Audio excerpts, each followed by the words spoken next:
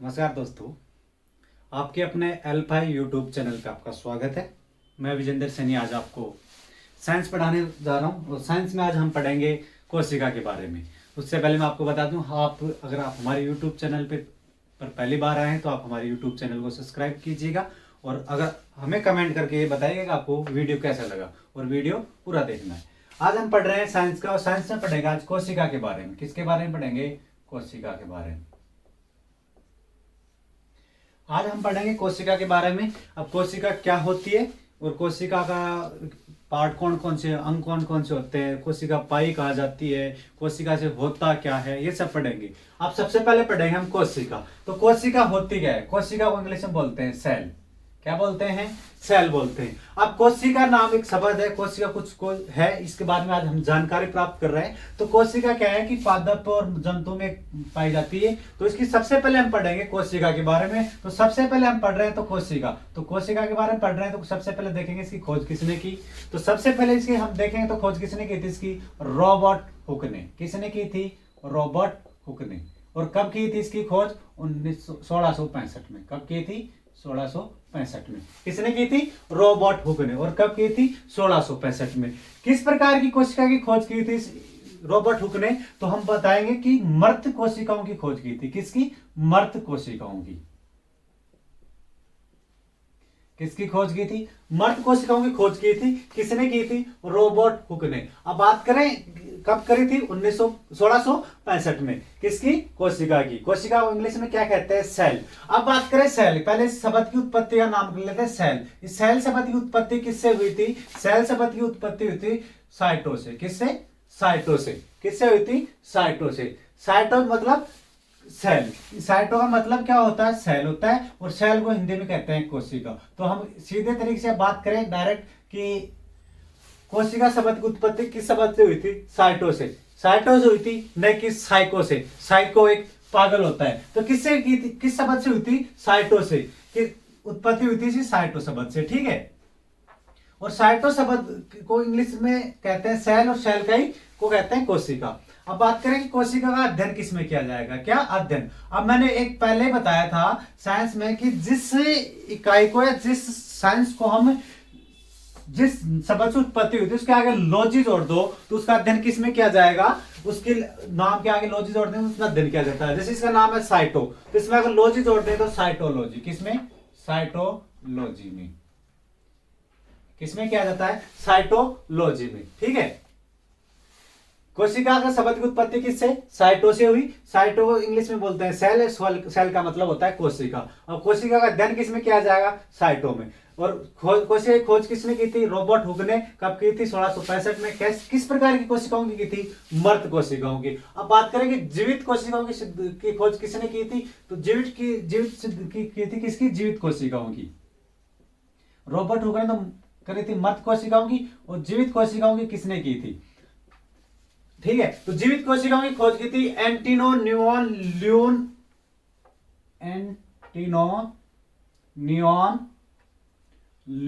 ने। किसने की थी? एंटिनो न्यूऑन ल्यूएन ने की थी। इसका पूरा नाम था एंटिनो न्यूऑन ल्यूएन हॉफ। किसने की थी? एंटिनो न्यूऑन ल्यूएन हॉफ ने की थी। किसकी? जीवित कोशिकाओं की। और रॉबर्ट हुक ने किसकी की थी? कोशिकाओं की। ठीक है। और मृत कोशिकाएं थी। अब बात करें कि कोशिका का जनक किसे कहेंगे? जो पहले खोज करी थी उसी को कहेंगे जनक। तो कोशिकाओं का जनक किसे कहेंगे? जनक। जो जनक कौन होगा कोशिका का? रॉबर्ट हुक होगा। किसको कहेंगे? रॉबर्ट हुक को कहेंगे क्या? जनक। तो कोशिका का जनक कौन हो गया? Robert Hooke. ये हो रहे हैं कोशिकाओं की नॉर्मल बात। अब बात करें कि जो कोशिका के बारे में अध्ययन किए जा रहे हैं या कोशिका होती क्या है, तो सबसे पहले हम बात करें कि कोशिका होती क्या है। ये तो होगी नॉर्मल बात। तो कोशिका होती क्या है, इनके बारे में एक सिद्धांत दिया था। सिद्धांत किसने दिया था? कोशिका का सिद्धांत दिया था दो साइंटिस्टों ने, जिनका नाम था स्लाइडिन और स्वान ने। किसने? स्लाइडिन और वह स्वान ने दिया था। किन्ने? दो साइंटिस्ट थे जिन्होंने क्या दिया था? कोशिका का सिद्धांत दिया था, अर्थात कोशिका को अच्छी तरह से समझाया था उन्होंने। तो कोशिका का सिद्धांत किसने दिया था? स्लाइडिन व स्वान ने दिया था। इन्होंने कोशिका की क्या परिभाषा दी थी कि कोशिका मानव शरीर का सूक्ष्म रूप, मानव शरीर जिनसे मिलकर बनता है उनका सूक्ष्म रूप क्या होता है? कोशिका होता है। क्या होता है, सूक्ष्म रूप। मानव शरीर या पादप, जीव जंतु जो भी हो, उनका क्या होता है, सूक्ष्म। किनका, एक तो पादपों का, पादप और जंतुओं का।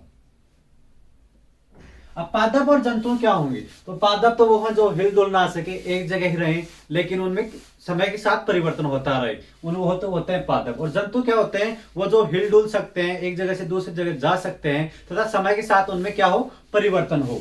समय के साथ क्या हो, उनमें परिवर्तन हो, वो होते हैं जंतु। तो कोशिका किन में पाई जाती है, पादप और जंतु दोनों में पाई जाती है। ठीक है, अब बात करें कि कोशिकाओं की शरीर में, मानव शरीर में या विश्व में सबसे छोटी कोशिका क्या होती है, तो सबसे कोशिका के आकार की बात करते हैं कि सबसे छोटी कोशिका, तो सबसे छोटी कोशिका क्या होती है, सबसे छोटी कोशिका होता है प्लाज्मा में। किसमें, प्लाज्मा में सबसे छोटी कोशिका पाई जाती है, प्लाज्मा में। और सबसे बड़ी कोशिका किसमें पाई जाती है, प्लाज्मा का पूरा नाम है माइकोप्लाज्मा में। एक तरह से हम बात करें किसमें पाई जाती है, तो ये पाई जाती है माइकोप्लाज्मा में। पूरा नाम क्या है इसका, माइकोप्लाज्मा में। ठीक है, और सबसे बड़ी किसमें पाई जाती है, इसकी बात करेंगे। सबसे बड़ी कोशिका किसमें पाई जाती है, ये बात कर रहा हूं विश्व में सबसे बड़ी, मानव शरीर की नहीं, विश्व में जो पाई जाती है। तो सबसे छोटी किसमें पाई जाती है, माइकोप्लाज्मा में। और सबसे बड़ी किसमें पाई जाती है, शुतुरमुर्ग के अंडे में। किसमें, शुतुरमुर्ग के अंडे में। तो सबसे बड़ी कोशिका किसमें पाई जाती है, शुतुरमुर्ग के अंडे में। और सबसे छोटी कोशिका किसमें पाई जाती है, माइकोप्लाज्मा में। ये बात कर रहे हैं विश्व में जो सबसे बड़ी होती है। और मानव शरीर में जो सबसे बड़ी होती है उनकी बात करते हैं। तो मानव शरीर में सबसे बड़ी कोशिका कौन सी होती है, मानव शरीर की पहले बात करें सबसे छोटी। किसमें, मानव शरीर की बात हो रही है, तो मानव शरीर में सबसे छोटी कोशिका कौन सी होती है, सबसे बड़ी कौन सी होती है, लंबी कौन सी होती है। अब बड़ी और लंबी में क्या फर्क है वो बता देता हूं। पहले छोटी तो हो गई, अब सबसे बड़ी और लंबी में क्या फर्क है। बड़ी में वो होती है जिसका क्षेत्रफल सर्वाधिक हो, और लंबी में क्या होती है, जिसकी लंबाई सर्वाधिक हो।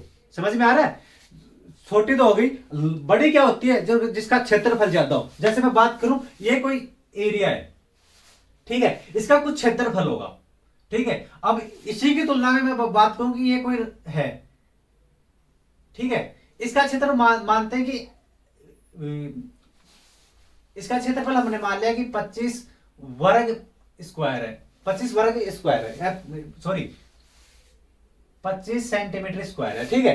और इसका क्षेत्रफल, अब जो ये तो इसका क्षेत्रफल होगा, इसका क्षेत्रफल है कि 16 सेंटीमीटर स्क्वायर। तो बात करें इनमें से बड़ा कौन है, बड़ा ये है, इसको ए नाम दे देते हैं, इसको बी दे देते हैं। तो इनमें बड़ा कौन है, ए है। लंबा कौन है, लंबाई की बात करते हैं, इसकी लंबाई ज्यादा है इसकी तुलना में, तो ये लंबा कौन सा होगा, बी। इसी तरह अब बड़ा कौन सा, जो क्षेत्रफल में ज्यादा, जिसका क्षेत्रफल ज्यादा होगा वो तो कोशिका होगी बड़ी, और जिसकी लंबाई ज्यादा होगी वो होगी लंबी। तो छोटी कोशिका मानव शरीर में कौन सी होती है, और बड़ी कौन सी होती है, लंबी कौन सी होती है। तो सबसे छोटी कोशिका होती है शुक्राणु में। किसमें पाई जाती है, शुक्राणु में। अब बात करें शुक्राणु में, तो शुक्राणु किसमें पाए जाते हैं, सिर्फ नर में पाए जाते हैं। तो हम कह सकते हैं सबसे छोटी कोशिका कौन सी होगी मानव में, नर के शुक्राणु में। और बड़ी कौन सी होगी, अंडाणु में। किसमें होगी, अंडाणु में। अब अंडाणु किसमें पाए जाते हैं, मादा में। तो क्या बोलेंगे, सबसे बड़ी मानव शरीर में सबसे छोटी कोशिका इकाई नर शुक्राणु में, और सबसे बड़ी इकाई सबसे बड़ी कोशिका मादा अंडाणु में। अब बात करें सबसे बड़ी कौन सी होती है, न्यूरॉन। किसमें होती है, न्यूरॉन में। और न्यूरॉन कहां पाई जाती है, मस्तिष्क में पाई जाती है। क्लियर है बात, ये बात कर रहे हैं। पहले बात करें सबसे छोटी कोशिका माइकोप्लाज्मा, किसमें है, ये विश्व में या पृथ्वी पर जहां भी जीव की, जहां भी कोशिकाएं होती है, सबसे बड़ी कोशिकाएं होती है। कोशिकाओं की बात करें और आल कोशिकाओं की बात करें तो उसमें होती है माइकोप्लाज्मा सबसे छोटी, और सबसे बड़ी शुतुरमुर्ग का अंडा। किसमें, और आल कोशिकाओं में। अब बात करें सिर्फ मानव शरीर में, मानव शरीर की बात करें तो मानव शरीर में सबसे छोटी जो कोशिका होती है वो होती है नर शुक्राणु में, और सबसे बड़ी कोशिका होती है वो मादा अंडाणु में। और सबसे लंबी किसमें होती है, न्यूरॉन में। लंबी और बड़ी में अंतर समझ में आ रहा है। लंबी तो हम उसको बोलेंगे जिसकी लंबाई ज्यादा हो, ठीक है, और बड़ी उसको बोलेंगे जिसका क्षेत्रफल ज्यादा हो। तो क्षेत्रफल किसका ज्यादा है, अंडाणु का, और लंबाई किसकी है, न्यूरॉन की। न्यूरॉन कहां पाई जाती है, मस्तिष्क में पाई जाती है। ये बात क्लियर है। अब बात करें कि इनमें और कुछ अलग अलग कोशिकाओं के जो अंग होंगे या जो कोशिकाएं होंगी उनकी कुछ अलग अलग विशेषताएं हैं। जैसे हम अब सिर्फ मानव कोशिकाओं के बारे में पढ़े तो हमने पढ़ा कि ये सबसे छोटी बड़ी सबसे बड़ी सबसे। अब बात करें विभाजन की, जो सर्वाधिक विभाजन किसमें होता है, एक विभाजन की बात करें, एक कम विभाजन की और तेज विभाजन की।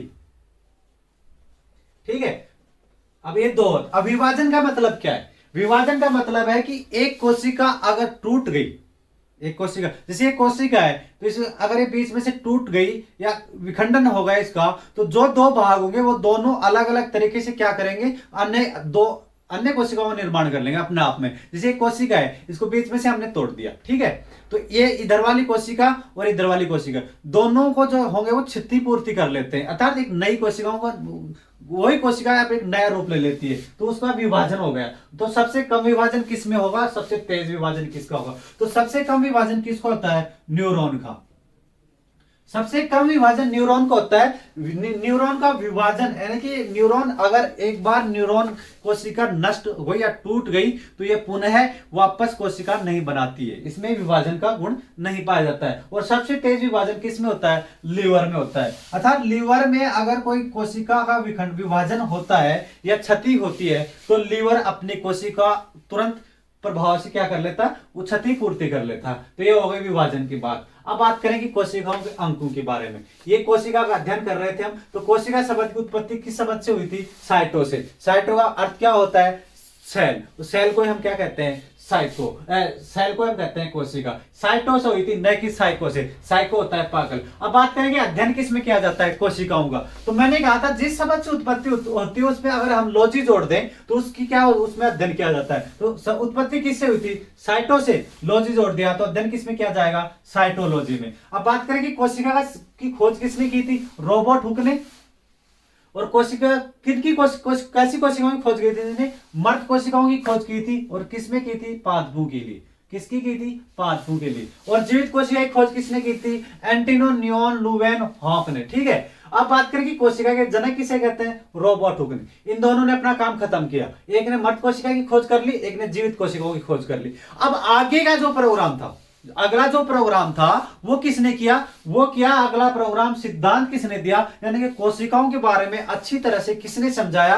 तो दो साइंटिस्ट थे, एक का नाम था स्लाइडन, एक का नाम था स्वान। इन दोनों ने कोशिकाओं का सिद्धांत दिया, कोशिकाओं की परिभाषा दी, कोशिकाओं के अंगों के बारे में बताया। ठीक है, तो उन्होंने कोशिका की क्या परिभाषा दी थी कि पादप और जंतुओं का वो सूक्ष्म रूप जिनसे मिलकर उनका निर्माण होता है, वो क्या होते हैं? कोशिकाएं होती है। अब बात करें विश्व की सबसे छोटी माइकोप्लाज्मा और विश्व की सबसे बड़ी शुतुरमुर्ग का अंडा। मानव शरीर की बात करें तो सबसे छोटी नर शुक्राणु, सबसे बड़ी मादा अंडाणु, लंबी न्यूरॉन, जिसका सबसे विभाजन कम होता है या नहीं होता है, वो नहीं के बराबर होता है न्यूरॉन का, न्यूरॉन तंत्रिका। न्यूरॉन क्या है? कोशिका है। और सबसे तेज विभाजन किसका होता है? लीवर। एक कोशिकाओं को क्या है? अंग है। अब बात करें इनके मानव शरीर में जो कोशिकाएं पाई जाती है उनके अंगों के बारे में, कौन कौन सी कोशिकाएं पाई जाती है।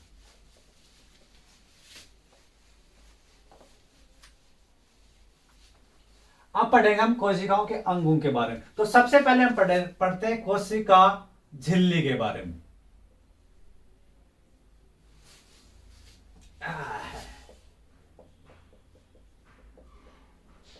कोशिका झिल्ली के बारे में हम पढ़ते हैं। पहले किसके बारे में? कोशिका झिल्ली के बारे में। अब कोशिका झिल्ली के बारे में पढ़ते हैं। झिल्ली क्या होती है, सबसे पहले इसको समझेंगे हम।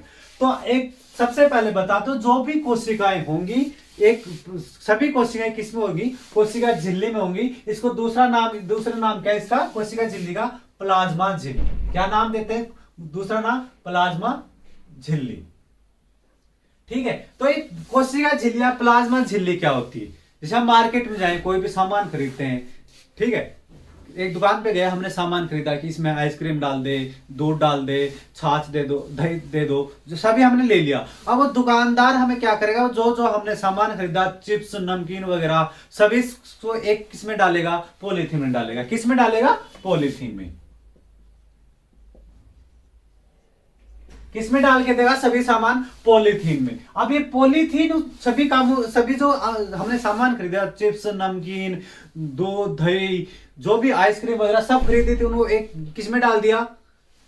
एक पॉलीथीन में डाल दिया। तो ये झिल्ली क्या काम करती है? इसी प्रकार कोशिकाओं को सभी को एक में रखती है, एक जगह रखती है, उसी को बोलते हैं कोशिका झिल्ली। क्या बोलते हैं? कोशिका झिल्ली। और किस किस में पाई जाती है? ये दोनों में पाई जाती है, पादपों में भी और जंतु में भी। किन किन में? दोनों में पाई जाती है, पादप और जंतु में। अब बात करें कि कोशिका झिल्ली होती है, बनती किससे है? ये बनी हुई किसकी होती है? तो ये बनी हुई होती है,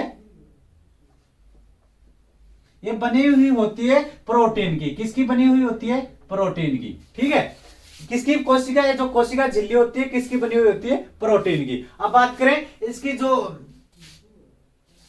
है, मैंने क्या क्या कहा था तो इसकी परिभाषा हम क्या बता रहे? कोशिका झिल्ली होती क्या है? तो ये जो सभी कोशिकाएं होती है ना, उनका क्या होता है? संग्रहालय होता है, या सभी कोशिकाएं इसमें पाई जाती है। क्या होता है?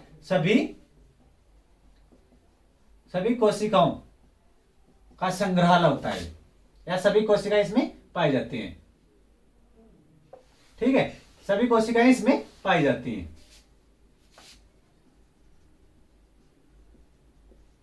ये हो गया किसी का कोशिका झिल्ली। ये पादप और जंतु में दोनों में पाई जाती है। होती क्या है? ये सभी कोशिकाओं को एक जगह संग्रहित रखती है ना।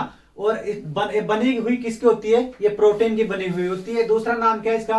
प्लाज्मा झिल्ली। अब बात करें इसके बाद कोशिका भित्ति की। किसकी? कोशिका भित्ति की। अब कोशिका भित्ति क्या होती है? ठीक है, इनके बारे में बात करते हैं। तो ये जो कोशिका झिल्ली होती है ना, इसी प्रकार इसी के ऊपर एक और पाई जाती है, जैसे ये कोशिका झिल्ली है। ठीक है, इसमें अनेक प्रकार के कोशिकाएं आएंगे, माइटोकॉन्ड्रिया, केंद्रक, प्लाज्मा, लाइसोसोम, राइबोसोम, सब है इसमें, केंद्रक वगैरह। अब इसी की कोशिका झिल्ली है, इसके बाद एक और पाई जाती है,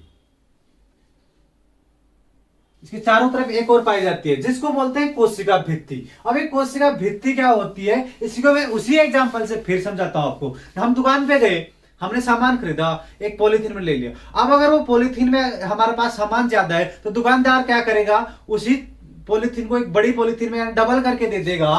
किस लिए? ताकि वो रास्ते में या कहीं टूट फूट ना हो। उसी प्रकार जब ये कोशिका झिल्ली पर अगर लोड हो, कोशिका झिल्ली के अंदर ज्यादा कोशिकाएं हो, तो क्या होती है? उसके ऊपर एक और आ जाती है कोशिका झिल्ली, जिसी प्रकार की, उसको बोलते हैं कोशिका भित्ति। और ये कैसी होती है? कठोर होती है। कैसी होती है? कठोर। इसको क्या बोलते हैं? वॉल। कोशिका भित्ति को क्या बोलते हैं? वॉल। और इसका काम क्या होता है? इसका काम वही होता है जो कोशिका झिल्ली का होता है। इसकी मेन बात क्या है? ये कोशिका भित्ति सिर्फ पादपों में पाई जाती है। किसमें पाई जाती है? पादपों में। कोशिका भित्ति सिर्फ पादपों में पाई जाती है, अर्थात पेड़ पौधों में पाई जाती है। जो पेड़ पौधों की जो छाल होती है, पेड़ पौधों की जो छाल होती है, वही होती है कोशिका भित्ति। जो पेड़ पौधों की छाल होती है उसी को बोलते हैं कोशिका भित्ति। ठीक है, और सिर्फ किस में पाई जाती है? पादपों में पाई जाती है। अब बात करें कि जो कोशिका भित्ति होती है पादपों में पाई जाती है, इसके संबंधित मैं आपको एक क्वेश्चन बता देता हूं कि जो भी पेड़ पौधों से संबंधित जिससे भी सामान बनता है, जैसे डस्टर है, लकड़ी का बना हुआ है, किससे बना हुआ है? एग्जाम्पल में आएगा सेलुलोज से। तो एक किससे बना हुआ होता है? कोशिका भित्ति किससे बनी हुई होती है? सेलुलोज से। अगर लकड़ी से जो भी सामान बनता है वो पूछे कि किससे बना हुआ होता है, तो हमारा आंसर होगा सेलुलोज। जैसे पूछे कि ये जैसे कागज भी लकड़ी से बनता है, पूछे कि कागज किससे बना हुआ होता है, अगर ऑप्शन में सेलुलोज है, सेलुलोज, तो हमारा आंसर क्या होगा? सेलुलोज। तो कोशिका भित्ति किसकी बनी होती है? सेलुलोज की। ठीक है, अब बात करें कि ये जो सेलुलोज है इसका मुख्य काम क्या होता है? तो इसका मुख्य काम होता है कोशिकाओं को सुरक्षा प्रदान करना। क्या काम होता है? सुरक्षा प्रदान करना। और किनको प्रदान करती है? ये जो कोशिकाओं के जो अंग होते हैं उनको क्या करता है? सुरक्षा प्रदान करता है। और किससे बनी हुई होती है?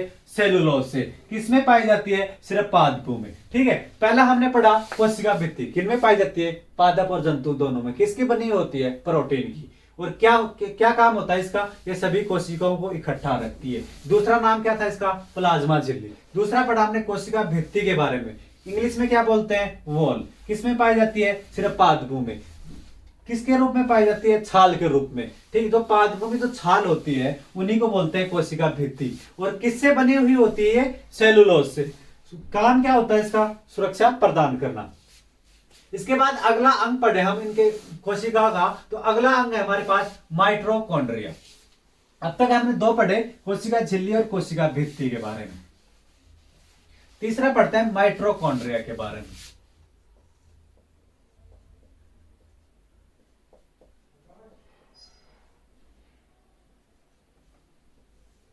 हम पढ़ रहे हैं माइटोकॉन्ड्रिया का बारे में। अब माइटोकॉन्ड्रिया क्या होता है, इसका दूसरा नाम क्या है, इसका दूसरा नाम होता है सूत्रकणिकाएं।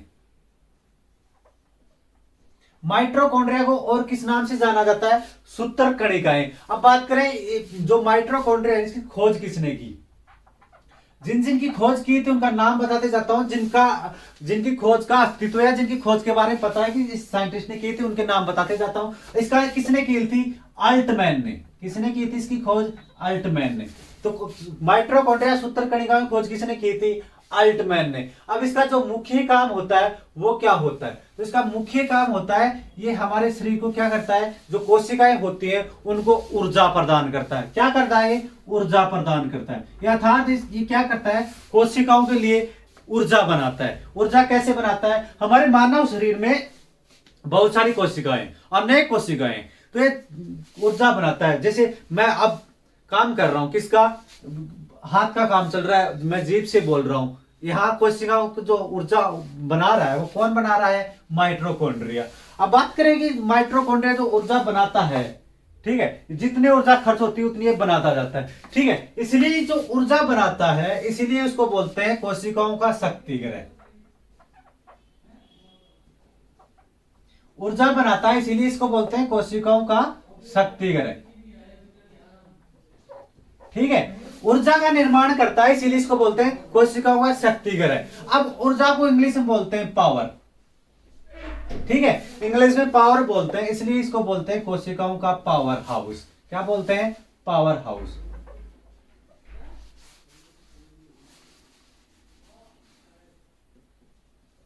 क्या बोलते हैं, पावर हाउस। अब बात यहां से क्वेश्चन क्या आएगा, क्वेश्चन आएगा कि कोशिकाओं का शक्ति ग्रह या पावर हाउस किसे कहते हैं, माइटोकॉन्ड्रिया को कहते हैं। क्यों कहते हैं, क्योंकि ये शक्ति ऊर्जा का क्या करता है, निर्माण करता है, इसीलिए इसको कहते हैं पावर हाउस या शक्ति ग्रह। अब बात करें जो होता है ये क्या काम आता है, ये जो कोशिकाएं का जो अंग है विभिन्न प्रकार की, उनमें श्वसन की क्रिया का भी यही काम करता है। किसका काम करता है, दूसरा ये श्वसन का। जो कोशिकाओं को ऑक्सीजन की आवश्यकता पड़ेगी, जो कोशिकाओं के जो अंग हैं सभी, उनको जो ऑक्सीजन देता है, श्वसन की जो क्रिया होती है उसको क्या बोलते हैं, जिसका काम कौन करता है, माइटोकॉन्ड्रिया करता है। और इसका जो कोशिका जो श्वसन क्रिया होती है इसको क्या बोलते हैं, कैस्प्रैक्स।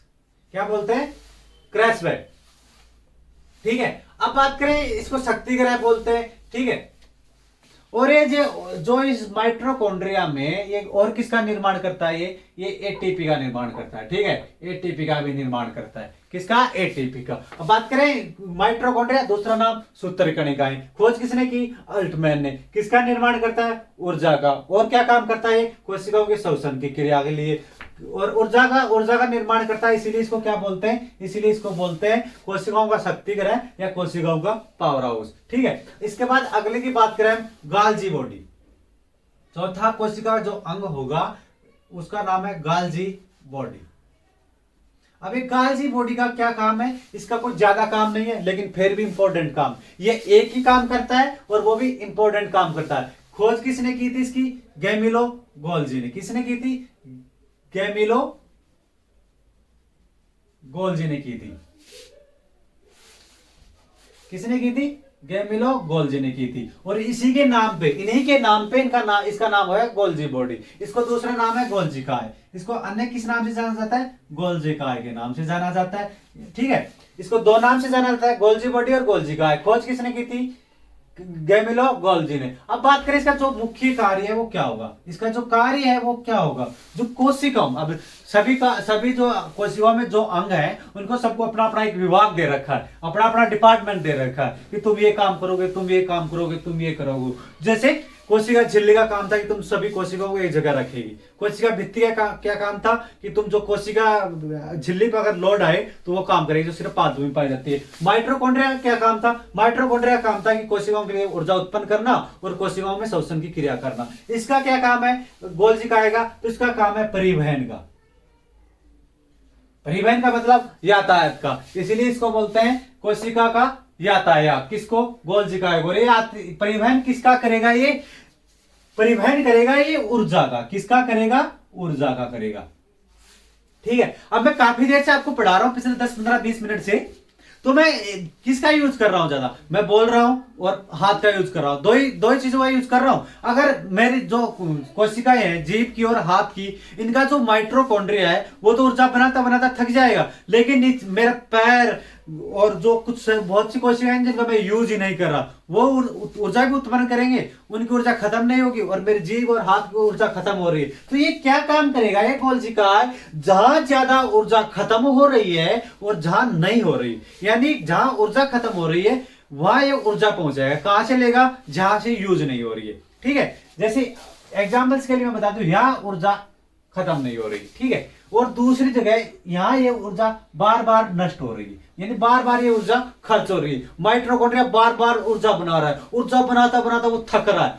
तो ये जो गोल्जी का है, गाजी बॉडी, ये क्या करेगा, ये जाएगा किसके पास, इसके पास जाएगा, यहां से जाएगा भग के, क्या बोलेगा, भाई भाई थोड़ी ऊर्जा दे। किस लिए भाई, हमारे जो माइट्रोकॉन्ड्रिया है उसको ऊर्जा की जरूरत है, वो बनाता बनाता थक रहा है, तो यहां से जाएगा और ऊर्जा लेके आएगा। क्या लेके आएगा, ऊर्जा लेके आएगा और यहां देगा। अब यहां से यहां ऊर्जा जाएगी तो जो इस कोशिका में जो माइट्रोकॉन्ड्रिया था उसको क्या होगा, थोड़ा रिलैक्स मिलेगा, इसलिए होगा। इसलिए तो जब हम ये बोले, जैसे मैं जीभ से बोलता बोलता जा रहा हूं, मेरा ऊर्जा खत्म होती जा रही है तो मैं थक रहा हूं, तो ये तो है नहीं कि मेरी जीभ ही थकेगी, ये नहीं है कि मैं काम कर रहा हूं हाथ से तो मेरा हाथ ही थकेगा। इसलिए क्या है, जब थकेंगे तो पूरा थकेंगे, ये नहीं कि मेरी कमर में दर्द हो रहा, मेरी कमर थक गई, नहीं, थकेंगे तो पूरे थकेंगे। इसलिए जो ऊर्जा का परिवहन करता है वो कौन करता है, गोल्जी कॉइल, इसलिए इसको बोलते हैं कोशिका का परिवहन नियंत्रक। तो कौन करता है, गोल्जी का है, किसका, ऊर्जा का करता है। ठीक है, इसके बाद करते हैं, अगली पढ़ते हैं हम रसदानी। किसके बारे में पढ़ते हैं, रसदानी के बारे में पढ़ते हैं। रसदानी क्या है, हमारे पास कुछ नहीं है, छोटा सा टॉपिक है, क्या है, छोटा सा है। तो रसदानी के बारे में नाम से पता चल रहा है, रस, तो रस यानी कि इसमें किसका होगा, ये किसी न किसी रस या पानी का भंडारण करता होगा, तो ये होता है जल भंडारण के लिए। किसके लिए होता है, जल भंडारण के लिए।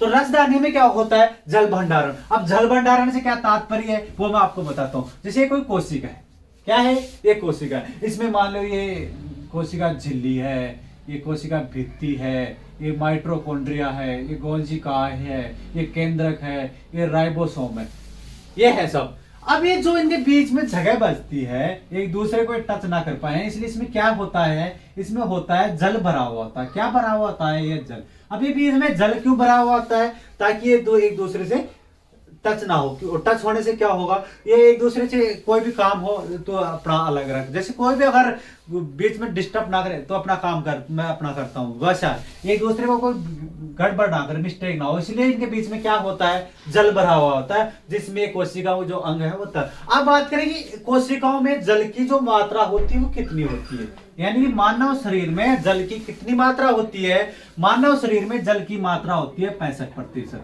अर्थात अगर कोई आदमी 65 किलो का, उसमें 65 लीटर क्या होगा, पानी होगा। 65 लीटर पानी मानव के पेट में तो आएगा नहीं, तो पाया कहां जाता है, वो पाया जाता है कोशिकाओं के जो ये रसदानी है इसमें पाया जाता है। कहां पाया जाता है, रसदानी में। कितना प्रतिशत होता है, 65% होता है। ठीक है, तो रसदानी का क्या काम है, ये जल भंडारण के काम आती है। ठीक है, इसके बाद अगला करें हम तारकाय के बारे में। इससे पहले मैं इसको हटा देता हूं। अगला है तारकाय। तारकाय क्या है, कोशिकाओं का अंग है। अब तक हमने कितने अंग पढ़ लिए वो अलग। अब बात करते हैं अगला तारकाय के बारे में। हम पढ़ रहे हैं छठा, कौन सा, तारकाय, तारककाय, तारकार ने तारककाय। ठीक है, अब बात करें तारककाय क्या होता है, इसकी खोज किसने की। तो तारककाय कोशिका का अंग है, तो खोज किसने की थी इसकी, बॉबरी ने। किसने की थी, बॉबरी ने। ठीक है, तारककाय की खोज किसने की, बॉबरी ने। अब बात करें जो ये तारककाय होता क्या है, इसका काम क्या है, तो इसका काम आता है कोशिका का विभाजन के लिए। इसके लिए कोशिका का विभाजन। अब मैंने पहले ही बताया था कि इसमें कोशिका का विभाजन का मतलब यह नहीं है कि कोशिका टूट गई, बिखर गई, नहीं।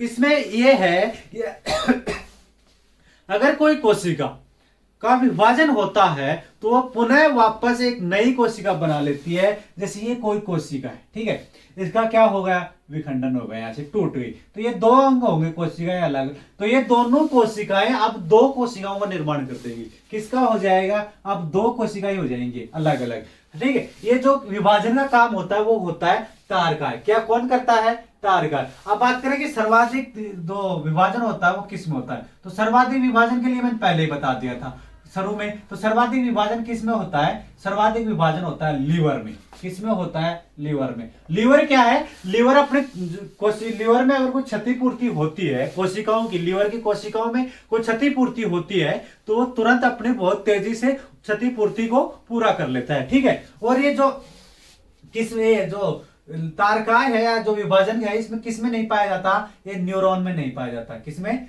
न्यूरॉन कोशिकाओं में नहीं पाया जाता। कौन सी कोशिका में, न्यूरॉन कोशिका में नहीं पाया जाता है। तो ये जो विभाजन का है, ये जो विभाजन है कोशिकाओं के, किसमें नहीं पाया जाता है, ये न्यूरॉन कोशिका में नहीं पाया जाता है, ठीक है। इसीलिए तो बोलते हैं कि आप बाइक चलाते समय हेलमेट का यूज करें, क्योंकि न्यूरॉन कोशिका कहां पाई जाती है, ब्रेन में पाई जाती है। तो इसीलिए इसका विभाजन होने पर यानी इनका विखंडन होने पर इसका पुनः निर्माण नहीं होता है, इसलिए इसको बोलते हैं कि न्यूरॉन का पुनः निर्माण नहीं होता। इसलिए आप जब भी बाइक वगैरह चलाओ तो हेलमेट का यूज करें, ठीक है। अब बात करें कि जो न्यूरॉन है किसमें पाई जाती है, ब्रेन में पाई जाती है। किसमें, ब्रेन में पाई जाती है। अब ब्रेन में न्यूरॉन के पाई जाती है, ठीक है। अब ब्रेन में और क्या क्या पाया जाता है, तो ब्रेन में पाई जाती है न्यूरॉन और प्रोटीन, न्यूरॉन और गैलियन सेल, गैलियन कोशिका, ठीक है। एक तो न्यूरॉन पाई जाती है, गैलियन सेल पाई जाती है। अब बात करेंगे न्यूरॉन कितनी पाई जाती है, 90%, 90% पाई जाती है। और गैलियन कितनी पाई जाती है, 10%। अब बात किया हाँ हम जो कैंसर की ट्यूमर की बात करते हैं, तो ट्यूमर क्या होता है, जब कोशिकाओं के जैसे जो हम बात करें सर्वाधिक कोशिका का विभाजन किसमें पाया जाता है, लीवर में। अब लीवर में अगर बार बार कोशिका का विभाजन हो रहा है तो लीवर की जो कोशिकाएं होंगी उनका ज्यादा क्या हो जाएगा, निर्माण हो जाएगा। जैसे लीवर में मान लेते कोशिकाएं हैं कितनी भी, अगर उनका विखंडन हो रहा है बार बार तो कोशिकाएं क्या होगी, उनका आकार बढ़ जाएगा, उस कोशिकाओं की मात्राएं बढ़ जाएंगी, तो उसको बोलते हैं ट्यूमर। यानी कि आवश्यकता से अधिक होती है, ठीक है, उसको बोलते हैं ट्यूमर। अब बात करेंगे न्यूरॉन, तो न्यूरॉन का तो विभाजन होता नहीं है, वो न्यूरॉन किसमें पाई जाती है, ब्रेन में पाई जाती है, ठीक है। अब न्यूरॉन का अगर विखंडन विभाजन नहीं होता है तो हम कह सकते हैं कि मस्तिष्क में तो या ब्रेन ट्यूमर तो होना ही नहीं चाहिए था, ब्रेन कैंसर तो होना ही नहीं चाहिए, लेकिन फिर भी ब्रेन कैंसर होता है। क्यों होता है, क्योंकि ब्रेन में 90% तो पाई जाती है न्यूरॉन और जो 10% पाई जाती है वो पाई जाती है ग्लियन सेल, ठीक है। क्या पाई जाती है, ग्लियन सेल। अब ग्लियन सेल क्या है, ये विभाजन कर लेता है। अब ग्लियन सेल में जब ज्यादा विभाजन हो जाएगा तो क्या हो जाएगा, ब्रेन ट्यूमर हो जाएगा। क्या हो जाएगा, ब्रेन ट्यूमर। तो ब्रेन ट्यूमर किसके कारण होता है, ग्लियन सेल के कारण, ठीक है। अब इससे अगली अगली बात करें अंतः परदत्त जालिका। कौन सी, अंतः परदत्त जालिका।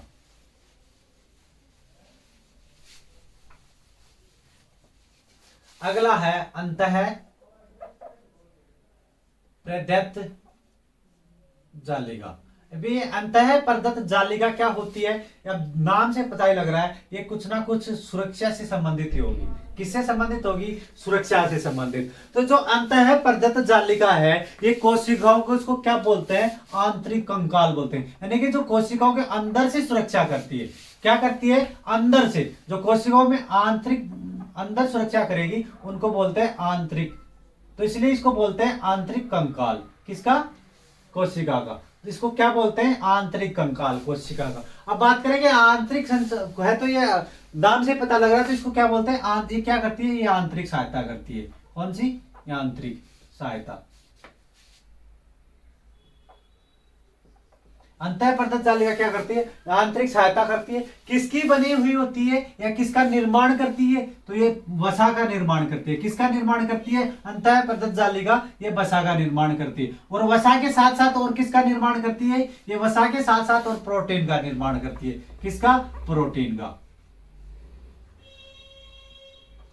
तो अंतः परदत जालिका मुख्य का क्या और क्या कहते हैं इसको, इसको बोलते हैं आंतरिक कंकाल। इसका काम क्या है कि जो कोशिकाओं में अंदर जो सहायता प्रदान करता है, किसका किसका निर्माण करता है, कोशिका वसा का और प्रोटीन का। इससे अगले बात करें हम राइबोसोम की। हमारा 8वां है कोशिका का जो अंग है राइबोसोम। कौन सा है, राइबोसोम। अब राइबोसोम की बात करें तो उसकी खोज किसने की, सबसे पहले हम देखें खोज किसने की। तो खोज किसने की थी राइबोसोम की, हाँ पलाडे ने की थी। किसने, पलाडे ने। तो राइबोसोम की खोज किसने की, पलाडे ने की थी। अब राइबोसोम में निर्माण किसका करता है, तो इसमें राइबोसोम में क्या बनता है, प्रोटीन बनता है। और कोशिकाओं का जो सर्वाधिक प्रोटीन होता है वो राइबोसोम में बनता है। खोज किसने की थी, पलाडे ने। वो सर्वाधिक प्रोटीन का निर्माण करता है। जो कोशिकाओं में प्रोटीन की आवश्यकता होगी उनमें सर्वाधिक प्रोटीन का निर्माण कौन करता है, राइबोसोम। ठीक है। अब राइबोसोम को सर्वाधिक प्रोटीन का निर्माण करता है, इसीलिए इसको बोलते हैं राइबोसोम को सर्वाधिक प्रोटीन का निर्माण करने के कारण क्या बोलते हैं, प्रोटीन फैक्ट्री। क्या बोलते हैं, प्रोटीन फैक्ट्री। ये सर्वाधिक प्रोटीन का निर्माण करता है, इसलिए इसको बोलते हैं प्रोटीन फैक्ट्री। ठीक है। अब बात करें जो राइबोसोम है, इसके कितने प्रकार होते हैं, तो इनके प्रकार किसके आकार में, किस प्रकार से बनाए, तो इनके आकार के आधार पर इसके 2 प्रकार होते हैं। किसके आधार पे, आकार के आधार पे 2 प्रकार होते हैं। एक, ठीक है, 2 प्रकार होते हैं। कौन कौन से होते हैं, एक तो होता है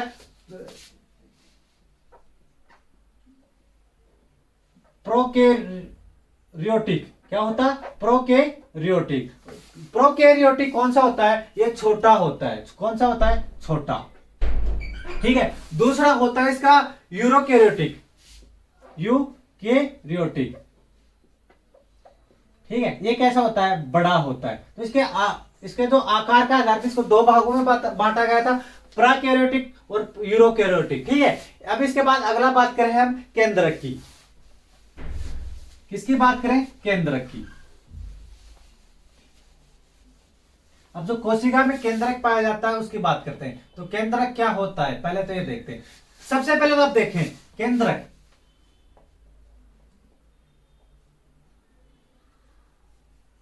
ठीक है। अब केंद्र की खोज किसने की, सबसे पहले मैं बताऊं खोज किसने की। तो खोज किसने की थी, कोशिका की खोज की थी रॉबर्ट हुक ने, और केंद्र की खोज की थी रॉबर्ट ब्राउन ने। किसने की थी, रॉबर्ट ब्राउन। दोनों का नाम अच्छी तरह से ध्यान में रखना, दोनों का पहला सेम है और सरनेम अलग अलग है। रॉबर्ट ब्राउन ने और किसने, रॉबर्ट हुक ने की थी। कोशिका की खोज किसने की थी, रॉबर्ट हुक ने, और केंद्र की खोज किसने की थी, रॉबर्ट हुक ने की थी। ठीक है।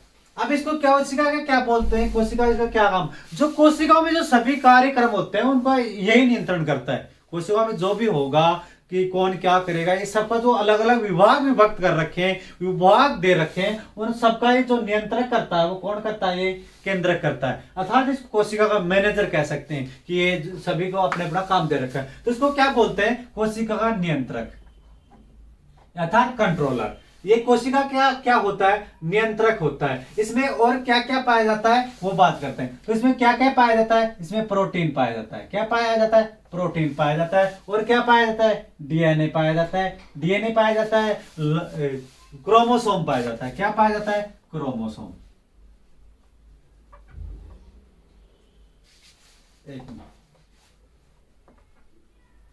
एक तो क्रोमोसोम पाया जाता है, डीएनए पाया जाता है, आरएनए पाया जाता है, प्रोटीन पाई जाती है। क्या क्या पाया जाता है इसमें, इसमें पाया जाता है नियंत्रक पाया जाता है, इसको नियंत्रक बोलते हैं, क्रोमोसोम पाया जाता है, डीएनए आरएनए पाए जाते हैं, प्रोटीन पाए जाते हैं। अब बात करते हैं प्रोटीन कितनी प्रतिशत पाई जाती है, तो इसमें प्रोटीन 80% पाई जाती है। ठीक है। और डीएनए कितने प्रतिशत पाए जाते हैं, 10%। और 10% अन्य अन्य जो पाए जाते हैं जैसे आरएनए, क्रोमोसोम, ये सभी पाए जाते हैं। ये भी जो डीएनए आरएनए इनका एक अलग अलग से लास्ट में पढ़ेंगे, इनका जो डीएनए आरएनए क्रोमोसोम, इन सब के बारे में हम बाद में पढ़ेंगे। ठीक है। किसके, इनके बारे में हम बाद में पढ़ेंगे, एक साथ पढ़ेंगे, इनका अलग चैप्टर बना के। ठीक है। अब आज के लिए इतना ही काफी है। अगले वीडियो में और कोशिकाओं के अंगों के बारे में पढ़ेंगे, जिसमें हम लाइबोसोम, राइबोसोम और बहुत से अंग बचे, उनके सभी के बारे में अगले पार्ट में पढ़ेंगे। आज के लिए इतना ही काफी। तो मैंने आज सबसे पहले आपको क्या बताया था, मैंने सबसे पहले आपको बताया था कि कोशिका शब्द की उत्पत्ति किससे हुई, साइटो से हुई। किससे, साइटो से। साइटो से उत्पत्ति अध्ययन करने वाला कौन कहलाएगा, साइटोलॉजी। और खोज किसने की थी, रॉबर्ट हुक ने।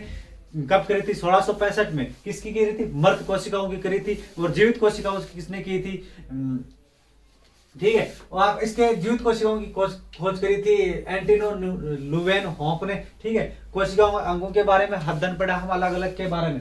आज के लिए इतना ही काफी। अगले पार्ट में दूसरा कोशिका 2 पार्ट लेके आएंगे, एक पार्ट लंबा हो जाता है, इसलिए 2 अलग अलग पार्ट में पढ़ेंगे इसको। दूसरा पार्ट में पढ़ेंगे केंद्रक के बारे में, लाइसोसोम, राइबोसोम, उन सभी के बारे में और पढ़ेंगे। आज के लिए इतना ही काफी। धन्यवाद।